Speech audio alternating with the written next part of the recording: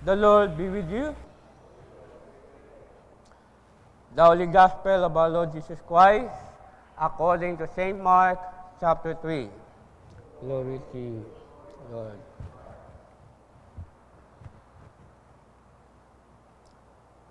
A reading from verse 22 to 30. And the scribe who came down from Jerusalem said, He has Beelzebub, and by the ruler of the demons, he cast out demons.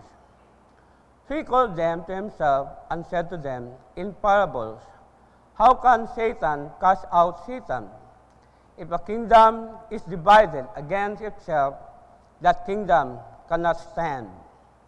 And if a house is divided against itself, that house cannot stand. And if Satan has risen up against himself and is divided, he cannot stand, but has an end. No one can enter a strong man's house and plunder his good, unless he first binds the strong man, and then he will plunder his house. As surely I say to you, all sins will be forgiven the sons of men, and whatever blasphemies they may utter.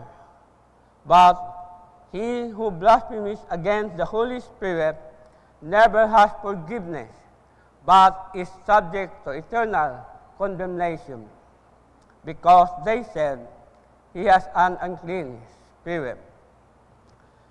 The Gospel of the Lord. Please be seated. Sa ating Gospel, sa Mark chapter 3, pinagsabihan dito si Jesus ng masama ng mga eskriba na siya daw ay sinapian ng demonyo o si Beelzebub ng prinsipe ng mga demonyo. At ito raw nagbibigay sa kanya ng kapangyarihan upang mapalayas ang masamang espiritu. Sa halip, the reaction ni Jesus, magalit, pero hindi siya nagalit. Amen? Makita natin sa kanyang karakter. No? Yung ginawa niya, pinaliwanag niya pamagitan ng parable. Sabi niya, kung magpalaya si Satanas, kapwa si Satanas, paano manatili ang kanyang kausa o kaharian? Kung sila mismo nag-awa-away, di po ba? Meaning, walang pagkakaisa sa kanilang kaharian. Kaya pagdating naman sa pamilya o simbahan, kung walang pagkakasundo sa isa't isa, diyan nag-create ng pagkawatak-watak o divided. Amen? Kasi pinapairal yung pride. No? Ayaw magpakasundo. Ayaw magpalamang. Sa halip, ipairal sa bawat puso ng mga tao na huwag magalit. Tulad ni Kristo. At ito po ay reminder sa ating lahat na matuto tayong magpatawad kahit anong sabihin sa iyo na di maganda at hindi maganda sa iyong buhay. At ito po ay naranasan ko sa aking buhay nung ako'y siguro mga 1 year na ako sa Army of the Lord that time. No? Nung mayroon na akong natutunan, gusto ko ibahagi ang salita ng Diyos sa mga kapatiran ko at sa aking mga neighbor.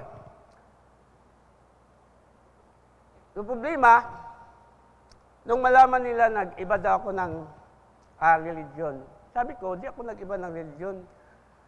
Nagbago yung relasyon ko sa Diyos. Kaya gusto ko ibahagi sa inyo ang salita ng Diyos. Sabi ko sa kanila. Sabi nila sa akin, wag mo na wag ninyo kaming isa ng Word of God. Alam na namin yan. Kasi, sabi niya, sabi sa niya sa akin, kilala ko yung mga magulang mo, lalo ng tatay mo. Kasi naghanap ng away yun tuwing umaga eh. Lasing na kaagad. No?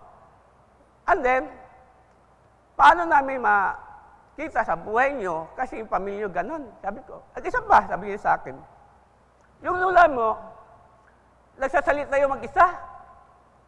Nag-iisa, parang bang buang ba? Yung sinabi sa kanila, yung mga tao kay Jesus, buang daw si Jesus eh. Sabi ko, di ako nag-react, tahimik lang. At isa pa, ikaw, high school lang tinapos mo kasi kilala ko eh. Turuan pa kami, kasi matatalino, yung mga kaibigan ko. Huwag mo na kami turuan. Yung ginawa ko, sige lang, tahimik lang. Pagpakumbaba. Kasi yun ang sinabi sa ating Panginoon eh. Reminders. Although magalit, tahimik lang. Sabi ko sa kanila, bahala na sa iyo ang Diyos, sa inyo ang Diyos. Basta importante, naibahagi ko yung salita ng Diyos kasi may pagbabago sa buhay ko. Yung sabi ko sa kanila, nung huli, yung dati, nakantsawan kami, ngayon hindi na. May nagbago. Kasi nakita nila sa buhay namin. So, ganun ba? Na gusto sa atin bahagi ng Diyos na tayo magpapatawad, mayroon tayong pagpakumbaba sa buhay natin. Kahit anong sabihin nila sa atin, bahala na ang Lord sa kanila. No? Basta importante, ginagawa natin yung totoo na gusto ibahagi ng Diyos sa kanyang salita. Sa pamagitan natin. Kasi, alam nyo, yung kaaway, naghahanap talaga. No? Mangwasak, masira. Ganun talaga yung kaaway. Pag gumagawa ka ng mabuti sa iyong kapwa, gagawa talaga paraan ang dyablo para masira ka. Maliban lamang, yung sabi sa verse 28. Kung ikaw magalait sa banal na espiritu, ay hindi kanya papatawarin magpakailanman. Tulad lamang, halimbawa, sa mag-asawa sa Acts chapter 5, verse 1 to 10. Alam po natin si Ananias at si Sapphira. Bagay lamang binigay sa mga apostol yung pinagbilhan ng lupa. Kaya ano nangyari sa kanila? Namatay. Kasi di nila binigyan ng buo-buo yung kung sa atin pa yung tithes. Naalala ko tuloy yung wala na akong choice kasi wala na kami pinagkuhaan ng pira. At pinag-usapan na ng pamilya namin na ibenta ko yung tricycle. So, bininta. Kasi di naman pwede na magbiyahe ko, bawal. Saka, laging sira. Gusto mo biyahe, di naman, di mo andar. Kaya laging ayos. Yung ginawa, ibininta. 100,000. No?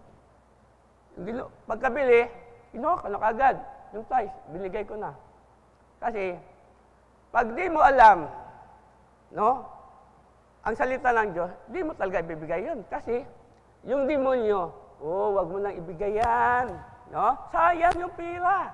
Pero kung ikaw may takot sa Diyos, ang alam mo ang salita ng Diyos, ibigay mo. Galing sa puso. Kasi alam ng Diyos, ang lalaman ng puso mo, kung tumutupad ka sa kanyang tungkulin. Amen? Ito po, reminders din sa ating lahat na na gawin natin kung ano narapat para sa Diyos. Sapagkat ang banal na Espiritu ay banal. Kasama siya sa tatlong persona.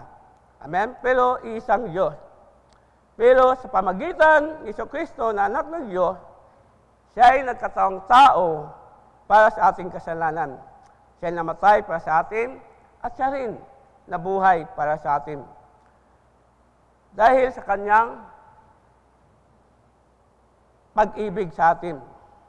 Mga kapatid, sa pananampalataya, patuloy tayong inirimay ng Diyos na maglingkod sa ating Panginoong Diyos na may katapatan sa isa't isa para maiwasan ang pagkawasak-wasak lalo na sa simbahan.